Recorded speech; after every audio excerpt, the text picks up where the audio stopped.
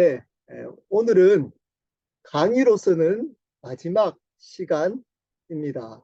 새로운 삶 여덟 번째로 그리스도인의 교회 생활에 대해서 나누도록 하겠습니다. 오늘 교회 생활에 대해서 나누기 전에 앞에서 배웠던 것들을 다시 한번 복습하도록 하겠습니다. 하나님이 세상을 이처럼 사랑하사 독생자를 주셨으니 이는 그를 믿는 자마다 멸망하지 않고 영생을 얻게 하려 하심이라. 하나님은 창조주 하나님이십니다. 그분이 창조주 하나님이시기 때문에 그분 마음대로 이 세상을 이끌어갈 수 있습니다. 우리의 뜻대로 이 세상을 이끌어가는 것이 아니라 그분의 주권과 섭리대로 이 온 만물 그리고 우리의 삶을 이끌어갈 수 있는 분이십니다. 근데 세상, 어떤 세상이죠? 죄된 세상. 죄는 두 가지가 있다 그랬습니다. 더 sin, 근본적인 죄, 원죄. 이 죄가 어떤 죄인가요? 하나님이 창조주이신데 우리가 우리의 삶과 생명의 창조주, 주인이 되는 것이라고 말씀을 드렸습니다. 이것으로부터 파생된 것들, sins, 복수로 해서 죄악들, 자범죄라고 합니다. 우리가 생각하는 도덕적이고 윤리적인 죄들이 여기에 포함됩니다. 사회 규범적인 죄악들도 여기에 포함됩니다. 이것은 근본적인 죄의 결과들일 뿐입니다. 이것을 빼게 한다고 구원받는 게 아니라 근본적인 죄를 회개해야 하는 겁니다. 내가 주인 되어서 살아가도 이 세상에서 인정받으며 살아갈 수 있다는 것을 기억하시고 두려워하셔야 하는 겁니다. 이 세상에서 윤리적으로 도덕적으로 잘 살아가고 있다고 심지어 겉으로 보여져서 신앙적으로 잘 살아가고 있다고 그것이 종교적일 수 있습니다. 그렇다고 내가 당연히 구원받았다라고 착각하면 안 된다는 겁니다. 근데 이 죄를 위해서 하나님이 두 가지, 예수님을 보내셔서 두 가지를 하셨습니다. 십자가와 부활. 십자가와 부활.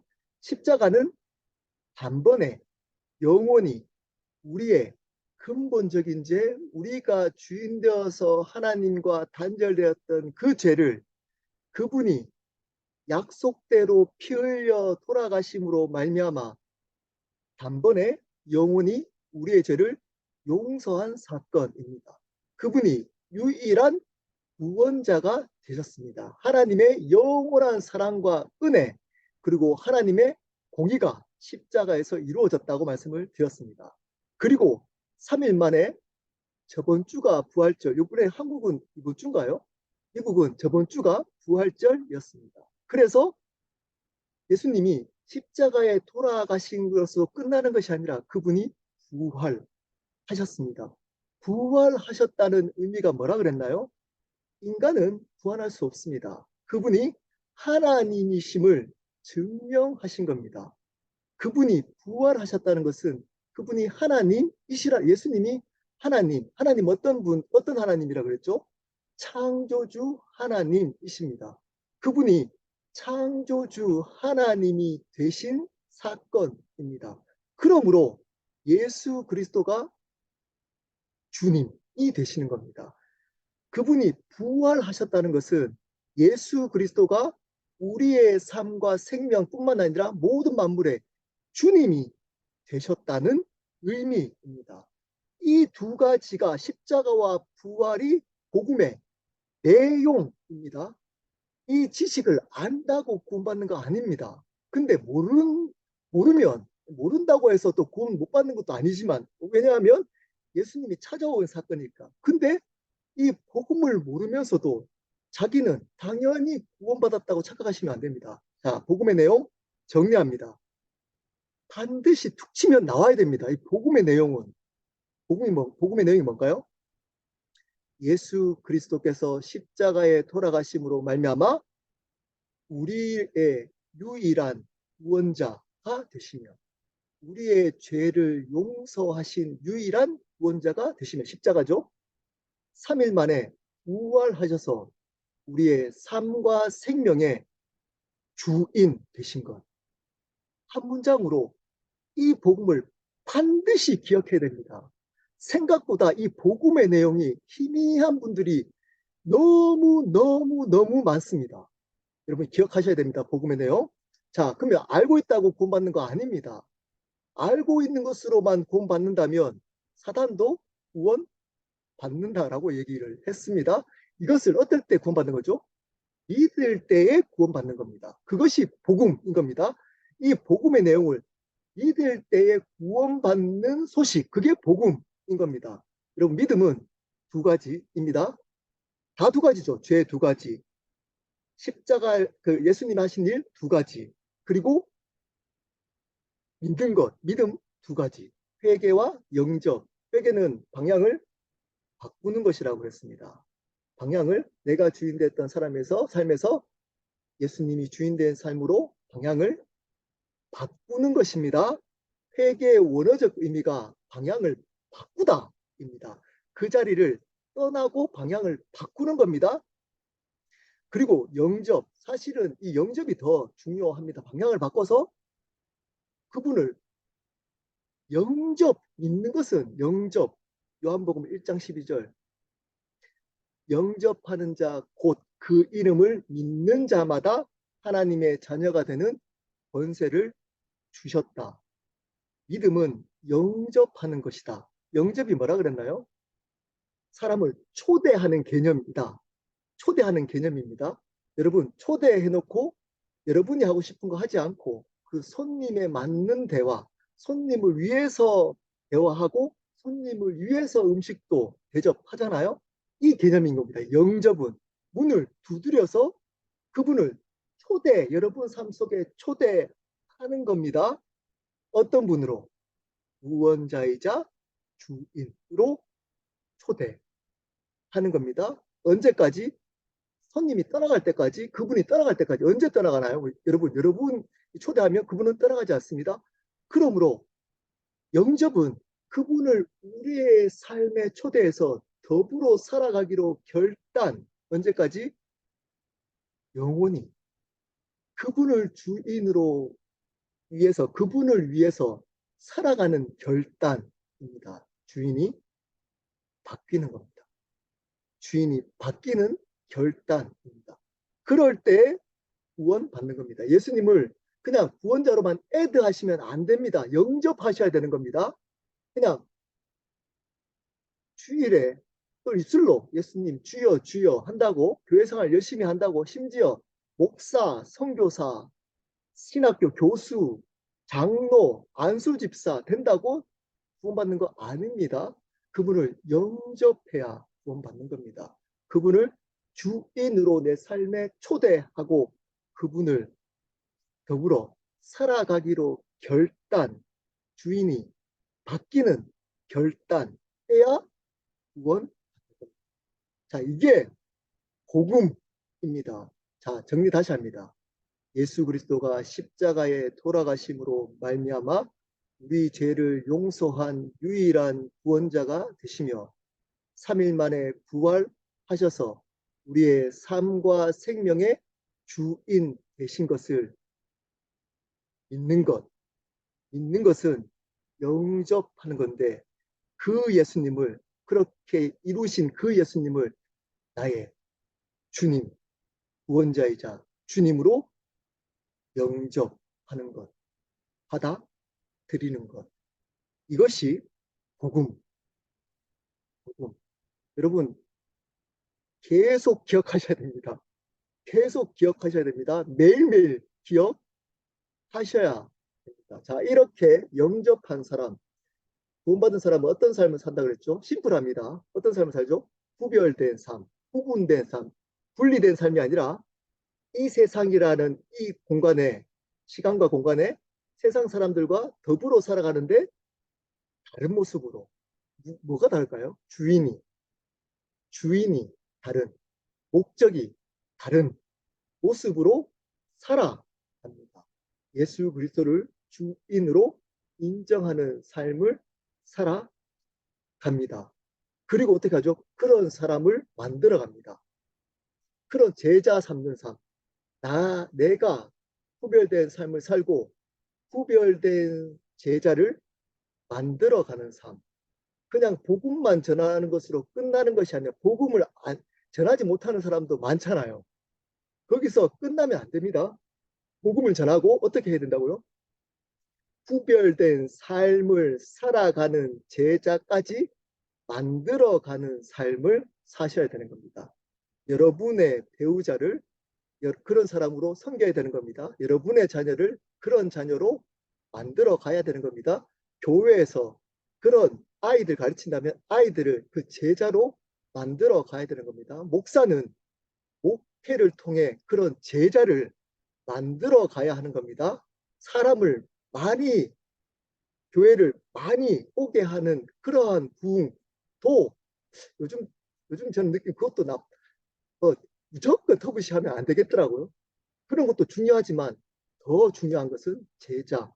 한 명 한 명이 그러한 사람으로 제자를 만들어가는 것이 바로 믿음 자의 삶인 겁니다. 그 삶을 위해서 우리의 건강, 재정, 시간을 헌신하는 것. 네. 근데 반대로 살아가는 사람이 많습니다. 어떻게 살아갈까요?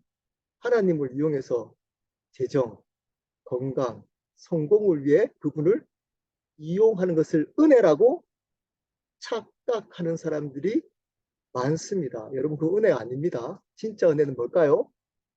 그분을 어떤 상황 속에서도 인정하고 그러한 사람들을 만들어 가도록 복음 전하고 제자를 만들어 가는 어떤 상황 속에서도 그 삶을 살아가는 것. 이 자체가 성경에서 말하고 있는 바른 은혜. 바른 은혜입니다. 자, 오늘은 교회 생활, 우리의 삶, 그리고 두 가지잖아요. 그리스도인은 교회 밖의 삶, 그리고 교회 안의 삶. 자, 여기서 교회는 어떤 의미를 얘기할까요? 바로 지역교회, 로컬 처치라고 하죠. 지역교회입니다. 자, 교회 생활을 하기 전에 제가 새로운 삶 할 때 교회론에 대해서 제가 구원론에 대해서 올려드렸죠. 잠깐 교회론에 대해서 나누도록 하겠습니다. 여러분, 혹시 어, 여러분 다니는 교회에서 교회에 대한 부분을 배워본 적 있나요? 저도 생각해 보니까 우리 성도들에게 이것을 자세히 가르쳐 본 적이 없더라고요. 조금 시간이 지나면 저도 가르칠 생각입니다. 잠깐 질문 여러 가지 한번 해보도록 하겠습니다. 여러분 속으로 한번 대답해 보시죠. 자, 교회는 건물이다. OX. 이 정도는 여러분 여기 아마 다니는 분, 이 정도는 다 아시죠? 교회는 건물이 아닙니다. 근데 많은 사람들은 교회를 건물이라고 표현합니다. 여러분, 교회 다니시죠? 네. 교회 다닌다고 하잖아요. 어디를 가죠? 건물에 가잖아요. 교회 다닌다고 할 때 그 교회, 예, 교회 건물을 그렇게 쓰고 있잖아요. 물론 그것을 우리가 일반적으로 쓰기 때문에 어쩔 수 없이 쓰고 있지만 여러분, 교회 다닌다고 할 때도 건물이 아니다는 것들을 기억하셔야 되는 겁니다. 여러분, 화려한 그 큰 교회 다니신 분도 계시고 저희같이 교회 예배당이 없는 조그만 교회 다니신 분도 계실 겁니다. 그렇잖아요? 교회는 건물이 아니. 그러면 교회는 뭔가요? 교회는 뭔가요? 믿는 자들의 모임. 믿는 자들의 모임. 자, 그러면 교회는 두 가지로 나뉩니다. 아마 조금 뭐 신학 공부하신 분들은 신학교 다닐 때 들었을 겁니다. 어떤 교회죠? 우주적인 교회, 그리고 지역교회. 우주적인 교회, 지역교회. 신약에서는 교회라는 단어를 115번을 사용하는데 그 중에 20번을 우주적인 교회의 의미로 사용하고 나머지 95번을 지역교회의 지역교회의 의미로 사용합니다. 에베소서, 저희 교회의 첫 번째 제가 교회를 가르쳐 주고 싶어서 에베소서 설교를 저희 교회에서 첫 번째로 했습니다. 에베소서에 나오는 교회는 우주적인 교회일까요? 지역교회일까요? 그 개념은 우주적인 교회입니다. 우주적인 교회. 자, 고린도전서에 나오는 교회는 우주적인 교회일까요? 지역교회일까요? 지역교회입니다. 여러분, 이 두 가지가 밸런스 있게 두 가지 다 중요하게 여겨야 되는 겁니다. 어떤 것을 한 가지 무시하고 한 가지만 강조하는 것은 위험합니다. 위험합니다. 자, 무교회주의자들이 있습니다. 무교회 들어보셨나요? 요즘도 생각보다 이런 분들이 많이 늘어나고 있습니다. 지역교회에 문제가 있기 때문에 나는 지역교회 다니지 않고 우주적인 교회에 내가 속해 있기 때문에 그래도 구원받기 때문에 지역교회 가지 않겠다 라고 생각하신다면 그 사람은 교회론이 너무 잘못된 겁니다. 신약 성경에 몇 번이 지역교회에 대해서 나온다고요? 95번. 오히려 지역교회를 훨씬 강조합니다. 지역교회를 훨씬 왜 그럴까요? 지역교회는 우리가 노력해서 바꿔야 될 교회이기 때문입니다. 우주적인 교회는 예수 그리스도로 말미암아 신분적인 교회, 보이지 않는 교회라 그래서 비가시적 교회, 온전한 교회입니다. 그 교회는 우주적인 교회는 예수 그리스도가 십자가에 돌아가심으로 믿는 자들, 우리가 믿는 자들 다 볼 수 없잖아요. 우리 뭐 역사 속에 믿는 자를 다 보이지 않는 천상의 교회. 나중에 그분이 재림하실 때 그 사람들을 모을 겁니다. 지금 보이지 않지만 보이지 않는 교회라고 합니다. 우주적인 교회. 근데 이 우주적인 교회를 보여지도록 하는 교회가 뭐라고요? 지역 교회. 자, 그러면 뭐가 더 중요할까요? 이게 어렵습니다. 말이 나온다고 지역 교회가 더 중요할까요? 이것도 목사님마다 생각이 여러 가지 좀 있습니다. 제 생각을 나눌게요. 제가 뭐 조직 신학 박사도 아니고 제가 그냥 신학교 다니면서 배웠던 거 가지고 안에서만 부족할 수 있습니다. 여러분이 또 다니시는 교회 목사님한테서도 배우시기를 바랍니다. 일단 제 생각을 들어보시기를 바랍니다. 온전하지 않지만 제 생각입니다. 제가 주장하는. 저는 개인적으로 우주적인 교회가 더 중요하다고 생각합니다. 왜 그런지에 대해서 제가 나누도록 하겠습니다. 여러분, 신약의 첫 번째 교회라는 단어가 어디 나올까요? 여러분 아십니다. 웬만하면 다 아세요. 어디 나올까요? 베드로가 주는 그리스도시요 살아계신 하나님의 아들이십니다라고 고백했더니 예수님이 어떻게 해야죠? 이 믿음의 반석, 이 믿음의 반석 고백 위에 내 교회를 세우겠다고 할 때 이 내 교회가 우주적인 교회일까요? 지역교회일까요? 어떤 목사님이 이것을 지역교회처럼 그래서 지금 우리 교회 공동체가 중요합니다. 이렇게 얘기하시면 큰일 납니다. 그거의 교회는 우주적인 교회입니다. 에베소서에 나오는 주의 몸된 교회는 우주적인 교회일까요? 지역교회일까요? 우주적인 교회입니다. 예수님이 첫 번째 강조했던 교회는 우주적인 교회, 믿는 자들의 총칭, 모든 믿는 자들의 공동체를 첫 번째로 강조했습니다. 첫 번째 교회라는 단어 나올 때. 그리고 끝났냐? 예수님이 마태복음 18장 17절에 죄를 범했을 때 한 사람에게 1대1로 만나가지고 그 죄에 대해서 얘기해주고 만약에 안 듣거든? 한두 사람 더 데려가서 이야기를 하고 그리고 또 안 들으면 18장 17절에 이렇게 얘기합니다.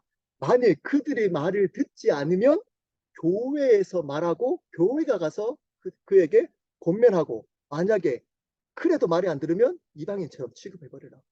여기서 교회에게 말하고 할 때 이게 우주적인 교회일까요? 어떻게 보이지 않는 교회에 말할 수 있나요? 이 교회는 지역적인 교회입니다.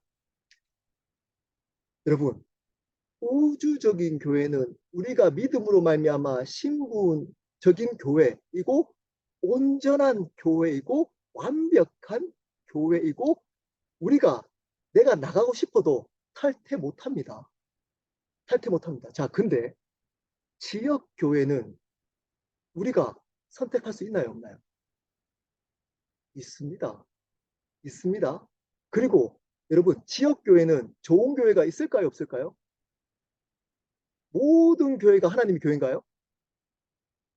이거 어렵나? 이거 어렵지 않죠? 여러분, 지역 교회는 온전한 불완전한 교회입니다. 모든 지역 교회가 불완전한 교회입니다. 자, 모든 교회는 불완전하다. 오, 맞죠? 맞습니다. 자, 그러면 모든 지역 교회 중에 좋은 교회는 없다. 말 맞나요? 틀렸습니다. 자, 다시. 이건 굉장히 중요한 개념입니다. 교회 생활. 모든 지역 교회는 불완전하다. OX. O입니다. O. 자, 그러면 모든 지역 교회들 중에 좋은 교회는 없다. X입니다. 있습니다. 좋은 교회. 여러분, 좋은 교회를 택해야 됩니다. 여러분들은 좋은 교회를 택해야 돼. 거기에 따르는 심판이 있을 겁니다. 좋은 교회를 택하지 않는. 자, 그 어디 나와 있나요? 나와 있잖아요. 요한계시록에. 여러분, 요한계시록 7교회가 나옵니다. 그 중에 칭찬만 받았던 교회, 여기서 7교회는 무슨 교회인가요? 우주적인 교회 아닙니다. 무슨 교회인가요? 소아시아의 지역교회입니다. 지역교회 중에 칭찬만 했던 교회 2교회가 있습니다. 빌라델피아 그리고 서머나. 2교회만 칭찬받았습니다. 그리고 꾸중만 들었던 교회 2교회가 있습니다. 이 교회는 하나님이 마음에 안 든다. 어떤 교회냐? 4대 교회와 라오디게아 교회는 꾸중만 들었습니다. 안 돼. 이 교회는 진짜 아니야. 자, 그리고 칭찬과 꾸중을 함께 들었던 세 교회가 있습니다. 에베소, 버가모, 두아디라. 이 세 교회는 칭찬과 꾸중을 함께 들었습니다. 하나님은 지역교회를 판단하십니다. 지금 여러분이 속해 있는 교회가 좋은 교회인지 안 좋은 교회인지 하나님은 알고 있습니다. 그리고 그것을 판단하시고 심판하십니다. 거기 속해 있는 사람들을. 여러분, 그러므로 좋은 교회를 택하셔야 됩니다. 좋은 교회. 자, 좋은 교회는 어떤 교회인지 이제 교회 생활에 대해서 하지만 이 2가지, 빌라델피아 그리고 서머나, 이 2교회의 특징이 뭘까요? 나중에 이것도 뭐 해석에 따라 다르게 해석할 수 있습니다. 근데 두 교회 다 특징 하나가 있습니다. 힘이 없고 연약한 교회였습니다. 사람들 보기에 조그마고 연약한 교회였습니다. 힘이 없는. 근데 이 힘이 없는데도 고난 가운데 그들이 믿음을 지켰습니다. 고난 속에서도 믿음을 지켰던 교회였습니다. 끝까지 그 믿음이 뭘까요? 네, 바른 믿음. 그분을 주인으로 인정하는 믿음. 끝까지 그분이 말씀을 지켰다. 말씀에 나와 있는 예수 그리스도가 주님이심을 지켰던 교회입니다. 고난 속에서도 믿음을, 그분을 주인으로 인정했던. 그리고 빌라델피아는 칭찬받았던 이유는 그 복음을 전했던, 그 힘든 속에서도 복음을 전했던 교회였습니다. 자, 2가지 특징이 있습니다. 어떤 환경 속에서도 무조건 연약하다고 좋은 교회라고 하는 거 아닌 거 아시죠? 네. 큰 교회라고 무조건 나쁜 교회 아닙니다. 적은 교회라고 무조건 좋은 교회도 아닙니다.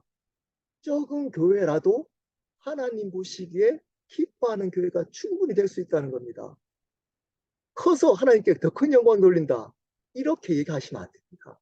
여러분이 지금 다니는 교회가 뭐 부흥회가 사람 마음이 모였다고 당연히 좋은 교회다. 큰일 납니다. 그러면 2가지 기준에 좋은 교회의 기준이 있습니다. 어떤 걸까요? 네. 어떤 고난의 속에서도 그분을 주님으로 말씀을 지키고 있는 교회. 그것을 강조하는 교회.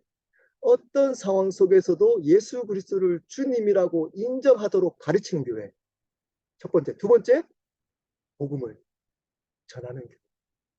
그 복음을 계속적으로 전하는 교회. 저희 켈러 교회가 이 빌라델피아 서머나 교회처럼 연약한 교회입니다. 여러분이 다니는 교회보다 아마 훨씬 연약할 수 있습니다. 근데 왜 이렇게 새로운 삶을 하고 있을까요? 이 이유 때문인 겁니다. 제가 고난 속에서도 저희 성도분들에게 강조하는 게 있습니다. 어떤 상황 속에서도 그분을 주님으로 인정하고 찬양해야 된다. 왜 강조할까요? 왜냐? 하나님이 이것을 가지고 칭찬하기 때문. 그리고 왜 이 새로운 삶을 통해서 복음을 전해야 될까요? 하나님이 기뻐하시기 때문입니다. 저희 교회가 이렇게 한다고 부흥되지? 사람들이 많이 모이지 않습니다. 근데 왜 이거 해야 될까요? 네, 하나님이 기뻐하시기 때문. 하나님이 칭찬하시기 때문인 겁니다. 그리고 이 우주적인 교회를 지역교회에서 반영하는 교회. 우주적인 교회를 반영하고 우주적인 교회를 위해 존재하는 교회. 지금 여러분 각자 지역교회가 있잖아요. 그 지역교회가 자기 교회만, 내 교회만, 우리 성도, 내 뜻 이런 게 아니고 이 우주적인 교회를 위해서 노력하는 교회. 노력하는 교회. 그게 뭘까요? 복음 전하는 거겠죠. 복음, 우주적인. 첫 번째, 복음을 전하겠죠. 그리고 어떤 거죠? 우리 로컬 처치, 지역교회 도움이 되지 않더라도 우주적인 교회의 한 몸인 사람들을 섬기는 교회. 섬기는 교회. 여러분, 이 교회를 하나님이 칭찬하십니다. 칭찬하십니다. 이 교회론, 이 중요합니다. 제가 저희 교회 시작하면서 이 교회를 근간으로 지금 교회 사역을 하고 있습니다. 여러분 지금 다니고 있는 교회 자세히 보십시오. 그 목사님이 가지고 있는 교회론에 따라 교회를 운영합니다. 네, 교회를 운영합니다. 근데 그렇게 할 때 어떤 교회 있다고요? 하나님이 칭찬하는 교회가 있고 하나님이 나중에 심판하는 교회가 있다는 겁니다. 있다는 겁니다. 자, 그러려면 어떤 교회 생활을 해야 되는지. 왜냐? 먼저 교회 생활을 하기 전에 여러분이 먼저 교회 되는 것은 중요합니다. 그렇지만 그 우주적인 교회를 지역교회에서 반영하기 위해서 성경에서 어떻게 교회 안에서 생활을 해야 될지를 성경에서 말하고 있습니다. 그것을 노력하고 강조하는 교회가 좋은 교회고 우리가 그 생활을 해야 되는 겁니다. 그냥 예배만 드리는 게 아니고. 자, 들어가는 질문입니다. 교회에서 해야 하는 일은 무엇인가요? 여기서 교회 생활을 말하죠. 침례교회 특징. 또 여러분들은 또 침례교회에 안 속한 분들도 장로교회도 있을 수 있고 또 감리교회도 있을 수 있고 교파, 순복음교회도 있을 수 있고 다른 초교파도 있을 수 있습니다. 근데 아마 거의 비슷할 겁니다. 건강한 교회, 침례교회가 주장하고 있는 건강한 교회는 어떤 교회인지를 한번 들어 놓으시고 다른 또 여러분이 속해 있는 교단의 특징이 뭡니까? 여러분 담당 목사님한테 꼭 물어보셔야 됩니다. 왜냐하면 그것을 근간으로 교회 생활을 하도록 계속 이끌어가기 때문입니다. 그것을 근간으로. 그러므로 목회자가 바른 교회론, 구원론, 성령론을 가지고 있는 것은 중요합니다. 신학을 대충 하면 안 되고 바르게 신학 공부를 한 것은 굉장히 중요합니다. 자, 오늘 교회 생활을 어떻게 하는지를 한번 보겠습니다. 사도행전 2장 42절을 근거로 합니다. 저희가 사도의 가르침을 받아 서로 교제하며 떡을 떼며 기도하기를 전혀 힘쓰니라. 부활의 주님을 만났던 초대교회 성도들이 어떻게 지역교회에서 생활을 함으로 우주적인 교회를 반영했는지를 말씀을 통해서 나누고 있습니다. 첫 번째, 예배. 여러분, 예배. 여기서 떡을 떼며 그때 당시에 성주의 만찬은 예배 때 매주마다 했습니다. 그래서 떡을 뗀다는 말은 예배를 드렸다는 의미인 겁니다. 그러면 첫 번째 교회에서 가장 중요한 것은 예배. 여러분, 예배는 어떤 예배가 있죠? 네, 공예배와 일상의 예배. 이 두 가지를 합쳐서 전체를 삶의 예배라고 합니다. 삶의 예배는 교회 안에서 드리는 공예배, 교회 밖에서 드리는 일상의 예배가 합쳐서 이 전체를 삶의 예배라고 합니다. 삶의 예배를 드려야 되는 겁니다. 자, 근데 요즘 어떤 일이 있나요? 두 가지 중에 하나만 강조하는 것은 진짜 위험합니다. 첫 번째, 여러분, 공예배를 무시하는 흐름이 있습니다. 요즘 조금만 여러분 가정에 뭐 이렇게 하는 일 있으면 뭐 빠지죠? 공예배 빠집니다. 주일 예배. 그러면서 어떻게 얘기하죠? 삶의 예배잖아. 많이 들어봤죠? 뭐 주일만 예배인가? 삶의 예배잖아. 그리고 공예배를 아무렇지 않게 우선순위, 심지어 어떤 분들은 이것을 목숨같이 지켰던 분들도 있습니다. 예전에 우습게 봅니다. 그걸 우습게 보고 그냥 나에게 조금 뭔가를 해야 될 일이 있으면 공예배에 아주 쉽게 빠집니다. 그리고 어떻게 얘기하면서 삶 전체가 예배잖아. 물론 그것을 율법적으로 막 드리는 그 태도는 물론 잘못됐지만 여러분 이렇게 공예배를 우습게 드리는 사람들 중에 일상의 예배를 바르게 드리는 사람 한 명도 없습니다. 한 명도 없습니다. 예배학에서 어떻게 가르치냐? 공적인 예배가 일상의 예배를 이끌어간다. 다시 말씀드립니다. 공적인 예배가 일상의 예배를 이끌어간다. 공적인 예배를 잘 드리는 사람이 일상의 예배를 잘 드립니다. 그냥 공적인 예배의 태도를 보면 이 사람이 어떤 삶을 사는지를 알 수 있습니다. 공적인 예배를 잘 드리는 사람 중에 일상의 예배를 잘 못 드리는 사람이 있을까요? 없을까요? 있죠, 당연히. 자, 근데 공적인 예배를 잘 못 드리는 사람들 중에 일상의 예배를 잘 드리는 사람 없습니다. 없습니다. 자기는 삶의 예배를 중요시한다. 자기는 혼자서 성경 보고 그렇게 한다. 여러분 자세히 보십시오. 하나님 관계 다 깨져 있습니다. 첫 번째, 공예배를 잘 들으셔야 됩니다. 여러분이 속해 있는 그 예배를 중요시 여겨야 됩니다. 여러분이 속해 있는 공동체 예배를. 그것을 아무렇지 않게 빠져버리는 것은 예배를 중요시 여기는 즉 예배 생활을 바르게 하는 사람, 즉 교회 생활을 바르게 하는 사람 아닙니다. 자, 그리고 그러면서 이것만 강조하는 사람이 있습니다. 또 이것만. 그래서 코로나 때 어떤 일이 있었죠? 정부에서 모이지 말라고 하는데도 어떻게 하죠? 모이는 것을 요즘도 그걸 주장한 이것 가지고 제가 또 공격받을 수 있는 게 있어가지고 공격도 저번에 한번 얘기했더니 신적으로 저한테 얘기를 하시더라고요. 여러분 다른 예배 태도 아닙니다. 무조건 시간과 장소 안에서만 모이는 것을 예배라고 가르쳐서 코로나 때 모이지 말라고 했는데도 모여서 목숨 걸고 모이면서 예배 드리는 것 그것만 예배라고 해서 순교한 듯이 그거 예배 아닙니다. 그렇게 하는 거 바른 예배 태도 아닙니다. 여러분 그럴 때는 흩어져서 예배 드려야 되는 겁니다. 시간과 장소만 있다고 그 예배당에 그 시간에 있다고 예배를 드렸다라고 하나님 인정하지 않습니다. 예배의 바른 태도는 하나님의 주권 개념입니다. 시간과 장소의 개념이 아니라 주권, 그분의 다스림 개념입니다. 그분의 주권을 인정하는 겁니다. 여기 있으면서 예배 드릴 수 있나요, 없나요? 있습니다.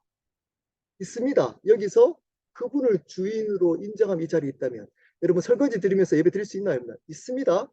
설거지를 하나님 때문에 그분의 주권 인정함으로 그 설거지하고 있으면 그것은 예배인 겁니다. 예배인 겁니다. 목사만 그 시간과 장소만 드리는 거 아닙니다. 여러분 그 공적인 예배를 중요시 여기겠지만 그것을 다른 믿지 않는 사람 또는 그 자체가 다른 사람한테 피해를 준다면 여러분 그것은 절제하고 우리의 삶 속의 예배를 드리는 것, 그것이 바른 예배 태도라고 저는 생각합니다. 저하고 생각이 또 다른 분도 있을 수 있으니까 생각합니다. 여러분, 이 일상의 예배도 함께 공적 예배와 동일하게 중요합니다. 그럼 이 공예배를 드렸다면 여러분, 우리의 삶의 예배, 우리의 삶을 통해 누가 주인인지를 높이고 드러내는 것, 세상 사람들에게 보여지는 것, 이거 예배인 겁니다. 세상 사람 손가락질 하는데도 우리끼리만 은혜 받겠다고 모여있는 거, 여러분, 그것만 공예배만 예배라고 하는 거 성경의 가르침 아닙니다. 로마서 12장 어떻게 드리라고 했죠? 산 제물로 드려라. 거룩한 산, 그것이 너희가 드릴 영적, 여기서 영적은 스피리추얼 뜻이 아닙니다. 수투불입니다. 적당한, 믿는 자로서 합당한 예배니라. 믿는 자가 드려야 될 합당한 예배는 너희 삶 전체로 드리는 예배. 이 예배를 드려야 되는 겁니다. 첫 번째, 교회는 이 예배를 강조하고 그 예배를 드리는 곳입니다. 드리도록 하는 것. 공예배를 드리도록 하고 그 공예배를 드린 태도로 일상의 예배를 드리도록 하는 것. 모이는 교회, 흩어지는 교회로 예배를 통해. 이것도 똑같은 개념이잖아요. 그거 하는 예배, 바른 예배를 가르치는, 그리고 바른 예배 태도를 가지는 것. 이것이 바른 교회 생활입니다. 두 번째, 성경 공부. 여러분 성경 열심히 공부하셔야 됩니다. 여러분 성경 열심히 안 그러면 어떻게 하죠? 목사님 설교하는 거 무조건 하나님 말씀으로 아멘 합니다. 자, 또 OX. 목사님 말씀이 다 하나님 말씀인가요? 이것도 어렵나요? 목사님 말씀이 다 하나님 말씀인가요? 아닙니다. 여러분, 아닙니다. 목사님 말씀이 다 하나님 말씀. 뭐 하나님 말씀은 뭐가 하나님 말씀인가요? 성경에 바르게 해석되어져 있는 말씀이 하나님 말씀인 겁니다. 잘못 해석되어진 목사님 말씀은 하나님 말씀 아니고 목사의 말입니다. 목사의 말씀. 근데 어떻게 하죠? 성경 공부 안 하면 아멘. 주의 종이 하는데. 여러분, 이 주의 종이 하기 때문에 순종해야 된다. 그래서 가톨릭이 타락된 겁니다. 타락. 보여지는 교회가 온전하다고 우기는 겁니다. 보여지는 교황이 온전한 영적 리더라고 착각합니다. 보여지는 목사가 온전한 주의 종이라고 합니다. 그래서 주의 종에게 순종하는 것이 누구한테 순종하는 거라고 가르치나요? 주님께 순종하는 거. 아닙니다. 여러분, 아닙니다. 그 목사님이 바른 말씀을 근거로 여러분들께 요구할 때 순종하는 것이 하나님께 순종하는 겁니다. 그 목사님이 바른 말씀을 전할 때 아멘 해야 그게 하나님 말씀인 겁니다. 바른 말씀 안 전할 때 아멘 하면 안 됩니다, 여러분. 근데 왜 아멘 할까요? 여러분이 말씀을 모르기 때문에. 교황이 교황이 왜 타락했을까요? 말씀을 자기만 가지고 있었습니다. 말씀을 자기만. 지금은 다른가요? 목사만 말씀을 가지고 있습니다. 저희 교회는 그래서 집사님들도 설교를 시키는 이유가 여기에 있습니다. 여러분, 목사만 말씀을 가지고 있으면 반드시라고 표현, 이거 좀 조심해야 될 부분이니까 타락할 가능성이 높습니다. 목사만 하나님의 말씀을 가지고 있다. 무조건 목사로만 하나님의 말씀의 통로로만 인정되어지는 교회는 위험할 가능성이 있습니다. 여러분, 목사만이 하나님의 말씀의 통로인가요? 아닙니다. 그 목사님이 그 말씀을 건강하게 바운더리 치고 건강하게 잘 인도해야 될 역할은 맞습니다. 맞습니다. 근데 그렇게 바르게 말씀을 잘 준비하고 공부했던 목사님들이 생각보다 많지 않습니다. 근데 그렇지 않는 목사님에게도 성도들은 아멘. 왜 그럴까요?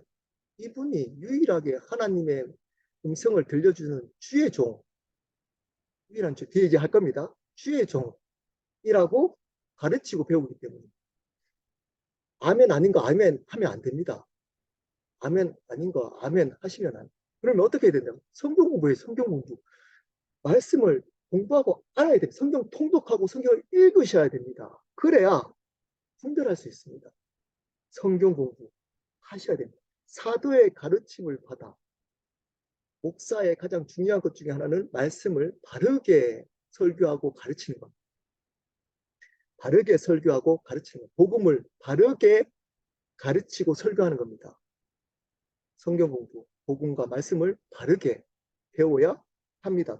세 번째, 교제, 서로 교제하며. 여러분, 세상 교제와 여기 있는 교제가 다릅니다. 왜 새로운 삶 끝나고 나서 여러분 여기 교제했던 분들, 네, 여기 뭐 다 참석하지 않지만 교제했던 분들은 어떤 경험을 하셨나요? 여러분, 여기 교제, 지금 새로운 삶 오픈 강의로 지금 7번째입니다. 7번 다 4시간씩 교제, 3시간씩 교제하는 분들이 있습니다. 여기. 아마 오늘도 좀 걱정이 되면 제가 잠을 잘 못 자가지고 그래서 커피도 마시고 지금 약간 카페인이 들어있는 것도 몇 개 마셨습니다. 버티려고. 3시간씩, 4시간씩 교제 하잖아요. 좋은 얘기만 하나요? 어떨 때는 네, 쓸데없이 보여지는 얘기도 합니다. 저런 얘기를 왜 하지? 했던 얘기 또 하지? 근데 왜 교제해야 될까요? 두세 사람이 모이는 곳에 하나님이 함께 하시겠다고 약속했기 때문입니다. 그리스도인이 두세 사람이 모이는 곳에 교제할 때 하나님이 함께 하시겠다. 자, 그러면 질문합니다. 그러면 하나님 혼자 있을 때는 함께 안 하시나요? 여러분이 혼자 기도할 때는 네, 함께 하시. 근데 왜 그렇게 얘기하시나요? 하나님 두세 사람이 모여서 내가 앞에 관로가 있습니다. 관로. 반드시 함께 하겠다. 반드시 함께 하겠다. 두세 사람이 교제하고 나누고 하는 그곳에 나는 반드시 함께 하겠다. 어떤 일이 있을까요? 그러면 네, 회복되는 일이 있습니다. 교제를 통해. 성령 하나님이 함께 반드시 함께 하시기 때문에 여러분이 홀로 있을 때는 죄도 질 수 있잖아요. 함께 하시지만 근데 그곳에는 여러분 죄를 짓나요? 두세 사람 있는데 죄 막 짓고 있나요? 못 짓잖아요. 그래서 하나님 반드시 함께 합니다. 그렇기 때문에 그것을 통해 교제를 통해 회복이 일어납니다. 회복의 역사. 여기 경험 다 했잖아요. 새로운 삶 강의보다 나눔 통해서 교제 때문에 변했다는 분들이 대부분입니다. 왜 그럴까요? 네, 그곳에 하나님이 반드시 함께 했기 때문입니다. 그것을 하나님이 듣고 하나님이 역사하셨기 때문에 듣고 응답하시고 회복시켜 주셨기 때문입니다. 그러므로 교제 필수입니다. 교회 생활에. 그리고 공동체 가운데 예배만 드리시면 안 되고 교제해야 됩니다. 다른 교회는 이 교제를 강조하는 교회입니다. 교제하는 거. 식사하고 밥 같이 먹고 또 교제하고 또 이렇게 커피 마시면서 또 이렇게 나누고 그럴 때 회복이 일어나는 겁니다. 치유가 일어납니다. 여러분 말씀만 들어서 치유 일어나지 않습니다. 물론 어떤 부분에 어떤 영역에 전적인 치유는 말씀과 교제가 함께 갈 때 다른 치유가 일어납니다. 그리고 마지막 기도. 말씀을 강조하다 보면 이 기도가 약해질 때가 있습니다. 여러분 기도하지 않고 말씀이 들어온 사람들은 그 말씀을 가지고 사람들을 죽입니다. 다시 말씀드립니다. 기도하지 않고 말씀의 지식만 가득 차 있는 사람들은 그 말씀으로 사람들을 죽입니다. 그것이 율법이 되어서 정죄하고 판단하고 자기는 의인처럼 그 지식 때문에 착각합니다. 근데 기도하면 겸손해집니다. 기도의 본질은 응답이 아닙니다. 응답이 아닙니다. 기도의 본질은 관계입니다. 관계. 여러분, 기도 길게 한다고 응답 더 되나요? 이것도 어렵나요? 기도 3시간 하는 사람과 기도 5분 하는 사람과 응답이 어디게 더 잘 되나요? 네, 상관없습니다. 그거 바르게 기도한 사람이 응답되는 겁니다. 3시간 기도 열심히 한다고 하나님 응답시키는 거 아닙니까? 3시간 보고 5분 기도한다고 응답 안 하는 거 아닙니다. 3시간 기도했던 사람보다 덜 응답하지 않습니다.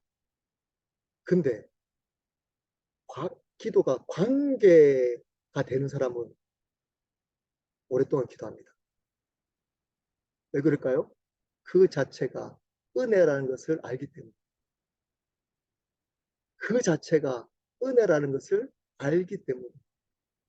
기도하지 않는 사람은, 그래서 기도는 보이지 않는 은밀한 곳에 하지만 반드시 삶의 열매로 드러나게 되어 있습니다.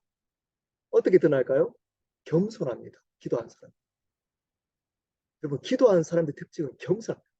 그 한국에 저도 그렇게 가봤는데 기도원에서 기도하는 권사님인데 막 반말하는 사람 있잖아요. 성령 받으라, 막 성령을 무슨 받으라고? 자기가 뭐 성령 주는 무슨 뭐 막 무슨 주는 성령 받으라 막 그리고 반말로 뭐 회개해 막 여러분, 그런 거 가시면 안 됩니다. 그게 바른 기도가 아니라는 겁니다. 방언으로 막 하고 막 소리 지르고 막. 여러분, 기도는 관계입니다. 하나님과의 관계. 그래서 기도, 여러분, 방법은 여러분 알아서 하십시오. 소리를 지르든 방언으로 하든 침묵하고 있든 중요하지 않습니다. 관계라는 것을 알고 그분과 관계에 초점 맞춰서 그 자리에 그분과 있는 것. 이게 기도입니다. 기도. 그래서 그분의 뜻을 묻습니다. 그리고 어느 순간 내가 보입니다. 눈 앞에 내가 어떤 사람인지가 보여져요. 얼마나 죄인인지 보여져요. 근데 이 기도하지 않은 사람들은 못 봐요. 그래서 어떻게 할까요? 자기 행위를 근거로 교만합니다. 열심히 하잖아. 죄 안 짓잖아. 거룩하잖아. 두 번째, 지식 가지고. 이 생각나는 사람 있잖아요. 생각나는 분이 있잖아요. 네, 바리새인과 서기관들. 지식 많잖아요. 네. 그리고 행위하잖아요. 그리고 자기는 거룩하다고 했잖아. 착각하잖아. 기도하는데 어떻게 하지? 금식 정해서 율법적으로 하잖아요. 관계하지 않고 그분의 뜻을 묻죠. 여러분, 기도하셔야 됩니다. 기도하셔야 됩니다. 어, 못 속입니다. 그래서 여러분 삶 속에 기도했는지 안 했는지 다 드러납니다. 다 드러납니다. 기도하셔야 됩니다. 이 4가지, 예배, 성경 공부, 교제, 기도. 이것을 교회를 통해 하는 것, 교회를 통해 해야 되는 것. 이것 4가지 다 해야 바른 교회 생활을 하고 있는 겁니다, 여러분. 예배만 드리고 있다고 주일날 가서 앉아가지고 절대 그 사람 다른 교회 생활 하는 거 아닙니다. 신앙 절대 안 성숙해집니다. 이래서 너무 성경국 그냥 바쁘기 때문에 못해. 여러분, 그런 사람 중에 바르게 신앙생활 하는 사람 없습니다. 교제 만나서 하셔야 됩니다. 그리고 기도. 이 4가지를 교회를 통해서 해야 하는 것. 좀 좋은 교회가 뭘까요? 이 4가지를 밸런스 있게 강조하는 교회. 이 교회, 이것을 통해 우주적인 교회를 반영하는 것. 여러분, 이 교회가 좋은 교회고 여기서 교회 생활을 이 4가지를 해야 되는 겁니다. 자, 침례교회 특징, 바른교회 특징이라고 침례교회에서 가르치고 있는 바른교회의 특징입니다. 그래서 그냥 바른교회 특징이라고 이해해 주시고 들어주시면 좋겠습니다. 첫 번째입니다. 최고의 권위가 성경입니다. 당연한 거 아닌가 이렇게 생각하죠. 당연한 거 아닙니다. 여러분 교회에 최고의 권위가 성경 맞나요? 다시 한번 생각해 보십시오. 자세하게. 여러분 교회에 최고의 권위가 성경 맞나요? 아니면 목사인가요? 목사인가요? 성경인가요? 이렇게 얘기합니다. 목사가 성경을 근거로 성경적인 얘기를 하기 때문에 목사가 권위자로 인정되어져야지. 네, 그러면 맞습니다. 근데 여러분, 목사 중에 성경을 근거로 얘기하지 않는 자기의 목회의 어떤 욕심 가지고 얘기할 수도 있고 자기 생각 얘기할 수 있는 분도 있습니다. 성경을 성경으로 얘기해야 돼. 성경을 근거로 교회를 이끌어가고 성경적으로 어떤 부분을 성경적으로 접근해야 됩니다. 목사의 의도, 생각대로 하는 게 아니고 그것을 성경을 근거로 바른 신학적인 성경을 근거로 모임이나 어떤 것들을 이끌어가는 그게 좋은 교회 특징입니다. 성경, 최고의 권위가 성경입니다. 성경과 다른 얘기를 하고 있는 목사라면 목사의 얘기라는 것을 지적했을 때 목사가 인정할 수 있는 교회가 건강한 교회입니다. 다시 말씀드립니다. 목사가 성경을 근거로 얘기하지 않을 때 성도가 그것을 얘기할 수 있는 교회가 건강한 교회입니다. 주의 종을 함부로 판단하고 이야기를 하고 그래서 안 돼, 판단하지 마. 예. 판단보다 더 중요한 게 뭘까요? 분별입니다. 분별하셔야 됩니다. 판단하지 말고 분별은 하셔야 되는 겁니다. 그리고 분별하셔야 됩니다. 성경이 최종 권위가 되어야 합니다. 두 번째, 교회 회원의 자격, 예수님을 구주로 영접한 것. 이것도 당연한 것 같죠? 여러분 교회는 예수님 믿는 사람들만 모여있나요? 예수님을 구주로 영접하는 자들만 교회 회원. 교회는 온전하지 않기 때문에 가라지와 알곡이 같이 있을까요? 없을까요? 네, 있을 수 있죠, 당연히. 왜냐하면 지역교회는 불완전하기 때문에 알곡과 쭉정이를 같이 있을 수 있습니다. 근데 알곡을 회원으로 인정해야 하나님이 성령께서 역사할 수 있습니다. 교회 회원으로 인정해야. 근데 이 믿는 것을 확인하지 않습니다. 진짜 믿는지. 다른 말로 복음으로 회원 자격을 주지 않습니다. 봉사 많이 했느냐, 헌금 많이 하냐, 이런 걸로.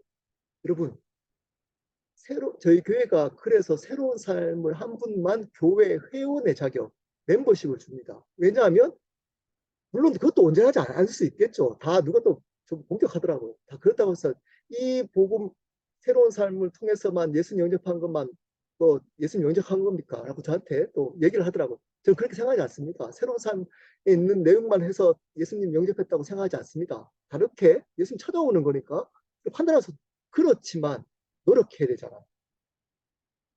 예수 그리스도가 정말 믿는지를 대해서 이렇게 복음으로 확인하는 것을 통해 교회 회원 자격을 줘야 그 교회가 성령께서 역사할 수 있지 인간의 소리, 인간이 이끄는 교회가 되지 않습니다. 건강한 교회는 교회 멤버십을 예수님을 구주로 영접하는 자들만 줍니다. 확인하고 줍니다. 확인하고. 마태복음 16장 18절입니다. 우주적인 교회를 얘기했던 첫 번째 얘기입니다. 또 내가 내게 이르노니 너는 베드로라. 이 반석 위에 내 교회를 세우리니 음부의 권세가 이기지 못해. 우주적인 신분적인 교회가 된 사람이 로컬 처치의 교회 멤버로 인정되는 것. 다시 말씀드립니다. 우주적인 교회가 되어진 신분적인 교회가 확인되어진 사람을 지역교회 멤버로 인정해 주는 교회가 건강한 교회입니다. 얘기는 무슨 얘기인지는 이해가 되시죠?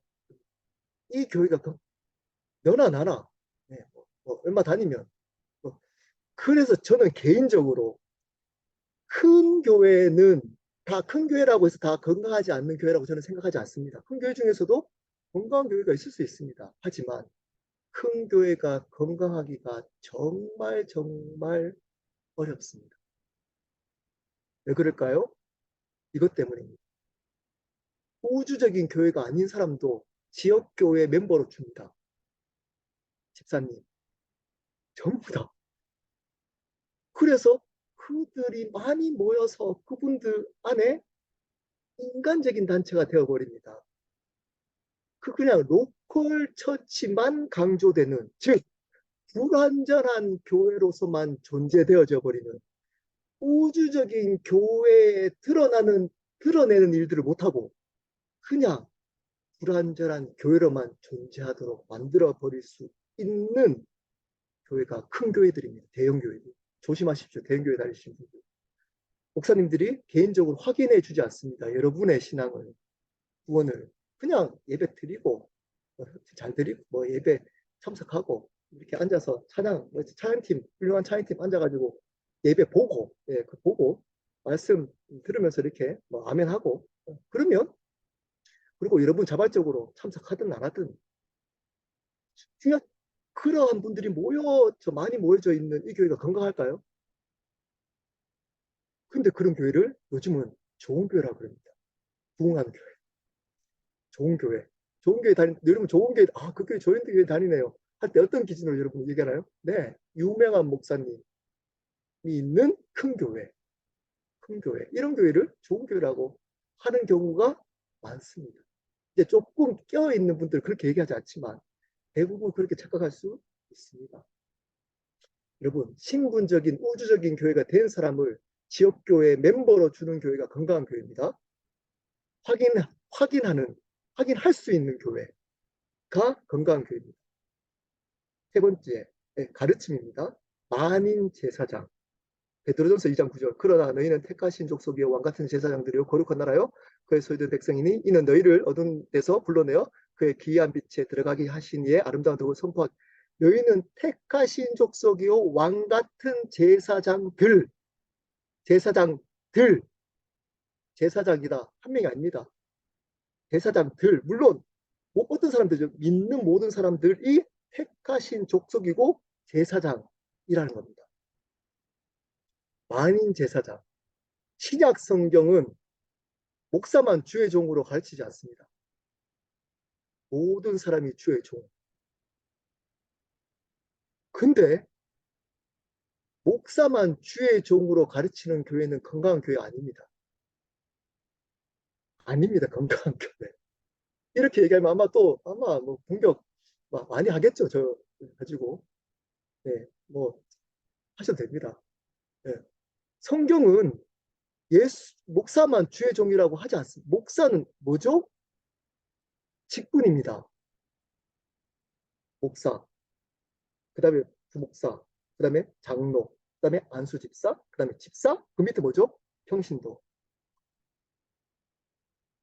이거 아닙니다. 어떤 게, 성경은 어떻게 얘기한다고요?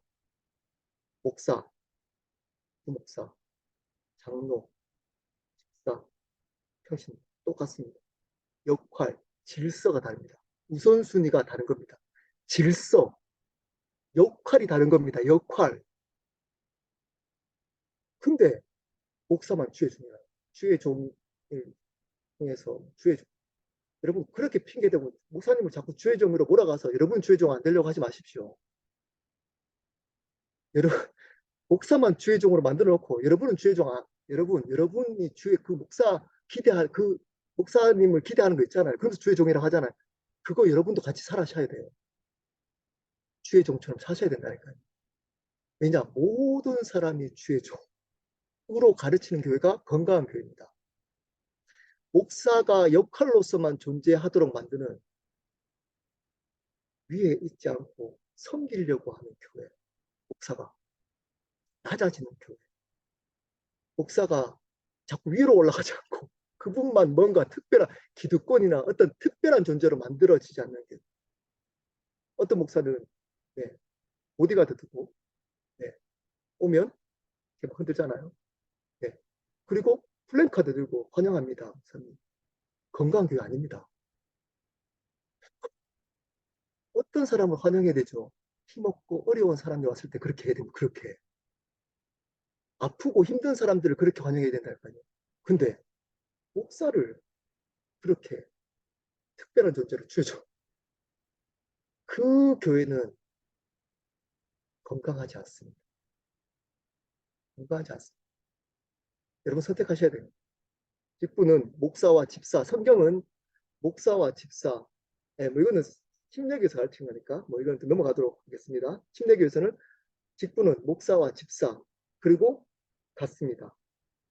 하나님 옆에 같습니다. 역할만 다릅니다. 목사는 목자가 아닙니다. 예수님만 우리의 유일한 목자 되십니다. 우리 교회도 목자가 있습니다. 그 예수님 되시는 그 마음으로 섬기라고 목자가 있지. 여러분, 목사는 목자가 아니고 뭐죠? 목사는? 네, 양치기 개입니다, 개. 양치기 개입니다. 목자를 바라보라고 짖어야 되는 겁니다. 그냥 짖는 개입니다, 개. 목사는 개입니다, 개. 그 목자, 유일한 목자 되시는 예수 그리스도를 향해서 양에게 짖는 겁니다, 그냥. 목자 예수님만 바라보라고 짖는 역할을 하는 겁니다. 지가 목자 되면 안 됩니다. 자기가 목자 되면 안 되는 거예요. 그러면 큰일 나. 근데 너무 많습니다. 너무 많습니다. 목사가 목자 돼가지고 특별한 주의 종처럼. 구조는 개교회주의, 회중주의가 침략에서 가르치는 건강, 각자 로컬 처치를 존중하는 거, 간섭하지 않는 교단이 있어서 그 교단에서 마음대로 하지 않는 거, 그 개교의 역사하시는 성령의 역사를 인정하는 거, 그리고 회중주의, 회중 교권주의를 인정하지 않는 거. 교권은 건강하지 않습니다. 이런 얘기하면 한국은 다 교권이 있기 때문에 조심해야 돼. 교권은 필요할 수 있지만 교권주의는 위험합니다. 다른 많은 교단이 있는 거 건강한 거 아닙니다. 여러분, 침례교는 그래서 교권이 없습니다. 교단은 침례교라는 교단이 있지만 그 교권이, 어떤 교단이 그 개교에 이래라 저래라 못합니다. 그냥 그 교회 자체의 하나님의 역사를 존중해 줍니다. 그리고 회중주의는 뭘까요? 회중주의. 목사만 주의 종이 아니라는 걸 인정하는 주의입니다. 예수 그리스도를 구주로 영접한 모든 사람의 마음 가운데 성령님이 계시고 그분들이 왕 같은 제사장이기 때문에 그분들의 생각이 하나님의 생각일 수 있다는 것을 인정하는 주의. 목사만 성령께서 계신 게 아니고 예수 그리스도를 구원자이자 주님으로 영접한 모든 사람에게 성령께서 계시고 그분을 통해서 말씀하신다는 것을 인정하는 주의. 이게 회중주의입니다. 그래서 목사만 가지고 어떤 것들을 결정하지 않는 거. 어떤 질서를 위해서 목사가 결정하고 또 인도하는 것, 그거는 네, 좋습니다. 하지만 목사가 항상 생각해야 됩니다. 어떤 것들을 결정할 때 나만의 생각이 아닌가. 나만의 생각이 아닌가. 물어보고 리더들한테 그리고 나누고 해야 되는 겁니다. 왜 그럴까요? 목사만이 하나님의 통로가 아니기 때문에 그 부분만 성령께서 질서가 있어서 질서를 지키기 위해서 우선순위로 목사의 의견들은 존중되어지는 건 맞습니다. 하지만 그렇다고 그 사람의 생각만, 목사만의 생각만이 하나님의 뜻은 아닙니다. 왜냐? 모든 믿는 자에게 성령은 동일하게 계시기 때문에 그분을 통해서도 말씀하실 수 있기 때문에 그것을 믿는 것이 바로 회중주의입니다. 마지막 예식은 침례와 주의 만찬만 있으면 교회의 모든 행사가 없어도 된다는 겁니다. 많은 이렇게 행사가 없어도 모든 프로그램이 없어도 이 두 가지만 하면 하나님이 칭찬한다 라고 믿는 겁니다. 침례 뭘까요? 왜 침례교는 침례를 강조할까요? 네, 세례가 그런 의미가 아니지만 세례가 원래 침례를 주다가 물이 뭐 이렇게 들어갈 수 있는 곳이 없으니까 그냥 이렇게 약식으로 바뀌어진 게 세례다. 물을 위에서 뿌리자 스프링클처럼 머리에. 그럼 어떻게 오해할 수 있냐면 예수님을 애들 시킨 것처럼 오해했습니다. 침례는 뭘까요? 침례를 왜 강조하냐면 물속에 들어갔다가 죽었다가 나와야 구원받는다. 그냥 애들 시켜서만 구원받는 게 아니고 그래서 침례교는 왜 침례를 강조하느냐? 이 침례가 복음의 구원을 가장 본질적으로 강조하고 있기 때문에 강조하는 거예요. 침례를. 왜냐? 구원은 나는 죽고 예수로 다시 살 때만 있다. 라는 것을 공적으로 보여주는 예식이기 때문에. 그럴 때 부활한다. 그럴 때 그분과 부활한다. 침례 그리고 주의 만찬 그것을 기억하는 겁니다. 그것을 그러한 사람으로 그분을 주인으로 침례 받았잖아. 그것 때문에 예수님이 십자가에 돌아가셨어를 기억하는 거. 그분이 주인이야. 너 그렇게 살아야 돼. 라고 다짐하고 그렇게 함께 고백하는 그 사람들이 우리 가족이야. 믿음의 가족이야. 라고 고백하는 의식이 바로 주의 만찬. 이것을 바르게 가르치는 교회가 건강한 바른 교회입니다. 여러분, 여러분 교회 어떠신가요? 여러분의 속하 있는 교회는? 교회는 여러분 바른 교회를 선택하셔야 되는 겁니다. 바른 교회를. 그리고 여러분이 있는 교회가 여러분을 통해서 바른 교회로 세워질 수 있도록 노력하셔야. 온전한 교회는 없잖아요. 네. 온전한 그 본질에 충실하다면, 이 노력을 몸부림치는 교회라면 온전하지 못합니다. 목사도 온전하지 못하고. 그렇지만 그렇게 본질을 추구하려고 하는 목사이고 전체 교회가 그렇게 간다면 여러분이 그 통로가 될 수 있도록 노력하셔야 됩니다. 이런 노력들을 바른 교회로 세워갈 수 있는 통로로 여러분들이 노력하셔야 되는 겁니다. 근데 이런 것들이 아니고 바르지 않는 교회에 여러분 속해 있다면 나오십시오. 나오셔야 됩니다. 바른 교회를 택하십시오.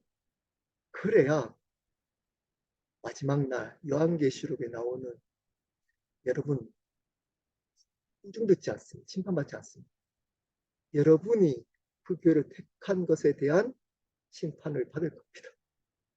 그리고 특히 여기 목회자들 몇 별 없지만 목사님들 기억하셔야 됩니다. 두려워해야 됩니다. 두려워해야 됩니다. 날마다 이러한 교회로 세우려고 목회자는 온전한 교회가 아니잖아요. 지역교회는. 하지만 지역교회가 우주적인 교회로 나아갈 수 있도록 날마다 개혁하고 몸부림쳐야 합니다. 그 지역교회 안에서만 갇혀지려고 하면 안 됩니다. 그것을 통해서만 있으려고 하면 안 되고 우주적인 교회로 계속 나가야 하는 겁니다. 그게 뭘까요? 아까 했잖아요. 복음을 전하는 거.